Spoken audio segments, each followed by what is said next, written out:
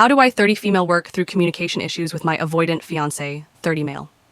Today, my fiancé was acting upset about something. It's pretty obvious. He becomes quiet and ignores me. We were in the car and he started ignoring me out of nowhere. We've had issues in the past, so I was scared to ask him what's wrong, but I was hopeful that we could communicate through it since we recently started couples therapy. I made sure I had a calm and gentle tone and asked him if anything was wrong or if there's something I did that might have upset him. He ignored me and stared at his phone. I waited to see if he needed time before speaking, but he just continued scrolling on his phone. I asked him if he could put his phone down and look at me. He clenched his jaw and let out a loud sigh and put his phone down and closed his eyes and continued to ignore me. I asked if I did something wrong to make him act like this. He seemed incredibly annoyed and grabbed his stuff and went upstairs, still ignoring me. I was hurt. We've been having issues for a while and he's genuinely seemed like and said he's going to work on communication. But this keeps happening. So I started crying to myself. I guess he heard me and his response was, "This is what's wrong. It feels like you're a fucking baby. You're crying right now. You make things a problem. How about don't ask me what's wrong 50 times when I'm not answering? Read the room." Issues like this happen about every other week. I'm trying to balance when to leave him alone when I know he's upset, but I don't know why.